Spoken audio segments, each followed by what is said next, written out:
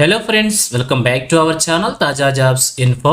Friends, జిల్లా వైద్య ఆరోగ్య శాఖలో ఖాళీగా ఉన్నటువంటి కాంట్రాక్ట్ మరియు అవుట్సోర్సింగ్ ఉద్యోగాల భర్తీ కోసం మరొక జిల్లా నుంచి అఫీషియల్గా నోటిఫికేషన్ విడుదల కావడం అయితే జరిగింది. మరి నోటిఫికేషన్లో భర్తీ చేసిన ఉద్యోగాలకి ఎటువంటి రాత పరీక్ష లేదు, కేవలం మెరిట్ ప్రకారంగా అభ్యర్థిని సెలెక్ట్ చేయబోతున్నారు.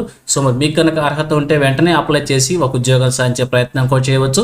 అయితే ఈ నోటిఫికేషన్ ద్వారా ఏ విధమైన ఉద్యోగాలను భర్తీ చేస్తున్నారు, ఎన్ని కార్యాలను భర్తీ చేస్తున్నారు, అభ్యర్థులకి కావాల్సినటువంటి ఎలిజిబిలిటీస్ గురించి, అలాగే రిలీజ్ అయినటువంటి నోటిఫికేషన్ యొక్క పూర్తి వివరాలు చెప్తాను. సో వీడియోని ఎక్కడ కూడా స్కిప్ చేయకుండా చివరి వరకు చూడండి. ముందుగా వీడియోకి ఒక లైక్ చేసి సపోర్ట్ చేయండి ఫ్రెండ్స్. ఇంకా ఇటువంటి మరిన్ని జాబ్ అప్డేట్స్ కోసం వెంటనే మన ఛానల్ కూడా సబ్స్క్రైబ్ చేసుకొని పక్కన ఉన్న బెల్ ఐకాన్ని యాక్టివేట్ చేసి పెట్టుకోండి. ఛానల్ వీడియోస్ అన్ని కూడా మీకు ఫ్రీగా నోటిఫికేషన్ రూపంలో వస్తూ ఉంటాయి. సో క్లియర్ చేయకుండా డైరెక్ట్ టాపిక్లోకి వెళ్ళిపోదాం. ఫ్రెండ్స్, క్లియర్గా చూడండి, రిలీజ్ అయినటువంటి అఫీషియల్ నోటిఫికేషన్ చూస్తూ ఉన్నాం. ఈ నోటిఫికేషన్ ద్వారా మనకు వచ్చేసి 4 రకాల ఉద్యోగాలను భర్తీ చేస్తున్నారు. ఒకటి వచ్చేసి ల్యాబ్ టెక్నీషియన్ ఉద్యోగం ఒక పోస్ట్ను భర్తీ చేస్తున్నారు. అది వచ్చేసి కాంట్రాక్ట్ విధానంలో ఇక రోస్టర్ పాయింట్ వారీగా వేకెన్సీస్ ప్రొవైడ్ చేశారు. మీరు క్లియర్గా చెక్ చేసుకోండి. ఇక శాలరీ వచ్చేసి 32,670 రూపాయలుగా శాలరీ మెన్షన్ చేశారు. ఇక సెకండ్ వన్ వచ్చేసి డార్క్ రూమ్ అసిస్టెంట్ అనమాట, 3 పోస్టులను భర్తీ చేస్తున్నారు. కాంట్రాక్ట్ విధానంలో 28,220 రూపాయలుగా శాలరీ మెన్షన్ చేశారు. ఇక థర్డ్ వన్ చూసినట్లయితే జనరల్ డ్యూటీ అటెండర్ లేదా ఎంఎన్ఓ లేదా ఎఫ్ఎన్ఓ అన్నటువంటి ఉద్యోగాలని 7 పోస్టులను భర్తీ చేస్తున్నారు. అవుట్సోర్సింగ్ విధానంలో 15,000 రూపాయలుగా శాలరీ మెన్షన్ చేశారు. ఇక ఫోర్త్ వన్ వచ్చేసి పోస్ట్ మార్టం అసిస్టెంట్ అనమాట, ఒక పోస్ట్ను భర్తీ చేస్తున్నారు. అవుట్సోర్సింగ్ విధానంలో 15,000 రూపాయలుగా శాలరీ మెన్షన్ చేశారు. సో ఈ విధంగా ఈ నోటిఫికేషన్ ద్వారా 12 ఖాళీలని కాంట్రాక్ట్ మరియు అవుట్సోర్సింగ్ విధానంలో భర్తీ చేస్తున్నారు. ఇక అభ్యర్థులకి కావాల్సినటువంటి ఎడ్యుకేషన్ క్వాలిఫికేషన్స్గా మనం చూసినట్లయితే ల్యాబ్ టెక్నీషియన్కి వచ్చేసి వొకేషనల్ ఇంటర్ ఎంఎల్టీ లేదా డిఎంఎల్టీ లేదా బీఎస్సీ ఎంఎల్టీ క్వాలిఫికేషన్స్తో అభ్యర్థులు అప్లికేషన్ అప్లై చేసుకోవచ్చు. అయితే వొకేషనల్ ఇంటర్ ఉన్నటువంటి అభ్యర్థులకు వచ్చేసి 1 year అప్రెంటిస్షిప్ ఉండాలని చెప్పి కంపల్సరీగా మెన్షన్ చేశారు. అది కూడా 1 year గవర్నమెంట్ హాస్పిటల్స్లో అప్రెంటిస్షిప్ ఉండాల్సి ఉంటుంది. ఇక సెకండ్ వన్ చూసినట్లయితే డార్క్ రూమ్ అసిస్టెంట్ అనమాట, వీరికి వచ్చేసి కంపల్సరీగా diploma in dark room assistant course ఉండాల్సి ఉంటుంది. లేదంటే రేడియాలజీ లేదా ఎక్స్రే టెక్నాలజీ సిఆర్ఏ లేదా డిఎంఐటీ క్వాలిఫికేషన్ వంటి అభ్యర్థులు అప్లై చేసుకోవచ్చు. ఇక థర్డ్ వన్ చూసినట్లయితే జీడీఏ లేదా ఎంఎన్ఓ లేదా ఎఫ్ఎన్ఓ, అలాగే పోస్ట్ మార్టం అసిస్టెంట్కి వచ్చేసి 10th క్లాస్ అర్హత అభ్యర్థులు అప్లై చేసుకోవచ్చు అనమాట. ఇక ఏజ్ లిమిట్ వచ్చేసి 42 years వరకు మెన్షన్ చేశారు. 1/1/2026 నాటికి ఏజ్ మనం క్యాలిక్యులేట్ చేసుకోవాల్సి ఉంటుంది. ఇది వచ్చేసి జనరల్ కేటగిరీ అభ్యర్థులకు అనమాట. అలాగే ఎస్సీ ఎస్టీ బీసీ డబ్ల్యూఎస్ క్యాండిడేట్స్కి 5 years, ఎక్స్ఆర్ఎస్ మనకి 3 years, డిఫరెంట్ ఏబుల్ పర్సన్స్కి 10 years చొప్పున ఏజ్ రిలాక్సేషన్స్ ప్రొవైడ్ చేశారు. సో ఇక అప్లికేషన్ ఫీజు కూడా మెన్షన్ చేశారు. అప్లికేషన్ ఫీజు వచ్చేసి మనం ఇక్కడ చూపించిన బ్యాంక్ ఏదైతే ఉందో ఆ బ్యాంక్ ద్వారా డీడీ రూపంలో లేదు అప్లికేషన్ ఫీజు మనం సబ్మిట్ చేసుకోవాల్సి ఉంటుంది.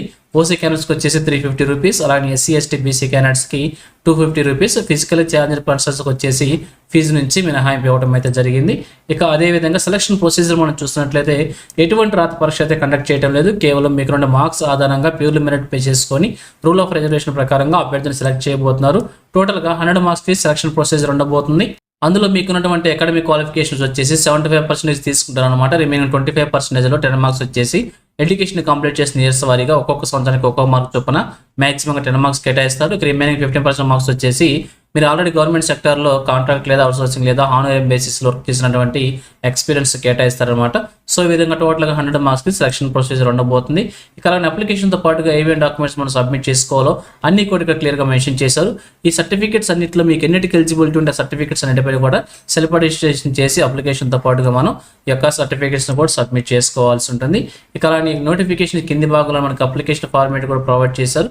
ఈ యొక్క అప్లికేషన్ ఫార్మేట్ మనం ప్రింట్అవుట్ తీసుకొని చూపించిన విధంగా ఫిల్ చేసి రిలవెంట్ డాక్యుమెంట్స్ని కూడా అటాచ్ చేసి అప్లికేషన్ని ఆఫ్లైన్ మోడ్లో మనం సబ్మిట్ చేసుకోవాల్సి ఉంటుంది.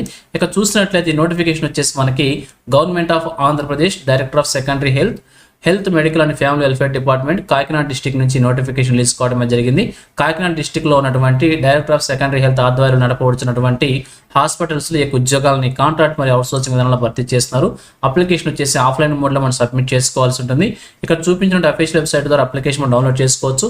లేదంటే ఇందాక చూసాం కదా నోటిఫికేషన్ కింది భాగంలో అప్లికేషన్ ఫార్మాట్ అయితే ఉంటుంది. అప్లికేషన్ మనం డౌన్లోడ్ చేసుకొని అక్కడ నుంచి ఈజీగా కూడా ఫిల్ చేసి అప్లికేషన్ సబ్మిట్ చేసుకోవచ్చు. సో డేట్స్ కనుక చూసినట్లయితే 18/6/2026 నుంచి 30/6/2026 వరకు కూడా అప్లికేషన్ మనం సబ్మిట్ చేసుకోవాల్సి ఉంటుంది. సో ఈ నెల 18 నుంచి 30 తారీఖు వరకు అవకాశం అయితే ఉంటుంది. సో అప్లికేషన్ అప్లై చేసుకోవాలనుకుంటే office of the DCHS Kakinada district in the campus third floor of DM&HO office Kakinada. ఈ అడ్రస్లో మన అప్లికేషన్స్ని 30వ తారీఖు సాయంత్రం 5 గంటల లోపల క్యాండిడేట్ will డైరెక్ట్గా అప్లికేషన్ సబ్మిట్ చేసి రిజల్ట్ కూడా తీసుకోవాలని చెప్పి క్లియర్గా మెన్షన్ చేశారు.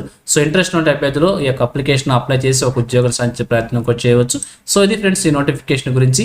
ఇదే విధంగా ఆంధ్రప్రదేశ్లో చాలా జిల్లాలలో కూడా ఈ నోటిఫికేషన్స్ విడుదల అవుతున్నాయి. అన్ని నోటిఫికేషన్స్ కూడా ఎప్పటికప్పుడు మన ఛానల్ తీసుకొస్తుంటాను. సో మన ఛానల్ సబ్స్క్రైబ్ చేసుకుని డైలీ ఫాలో అవుతుండండి. ఎటువంటి అప్డేట్స్ మిస్ అవ్వకుండా ఉండవచ్చు. అలాగే నోటిఫికేషన్ పీడిఎఫ్ వచ్చేసి మన టెలిగ్రామ్ గ్రూప్లో ప్రొవైడ్ చేస్తాను. లింక్ వచ్చేసి వీడియోకి డిస్క్రిప్షన్లో ప్రొవైడ్ చేస్తాను. అక్కడ నుంచి డౌన్లోడ్ చేసుకోండి. సో ఇది ఫ్రెండ్స్ ఓవరాల్ వీడియో ఇన్ఫర్మేషన్ మీకు నచ్చిందని అనుకుంటున్నాను. మీకు ఎలాగ అనిపించింది కింద కామెంట్ సెక్షన్ తెలియజేయండి. ఇంకా మీ ఫ్రెండ్స్కి మీ ఫ్యామిలీ మెంబర్స్ అందరూ కూడా షేర్ చేసి వారికి కూడా తెలియజేయండి. సో ఇన్ఫర్మేషన్ కనుక మీకు నచ్చినట్లయితే తప్పకుండా వచ్చిన లైక్ చేయడం మాత్రం మర్చిపోవద్దు. Thank you friends for watching. మరొక లేటెస్ట్ వీడియో అయితే మీ ముందుకు వస్తాను. Have a nice day.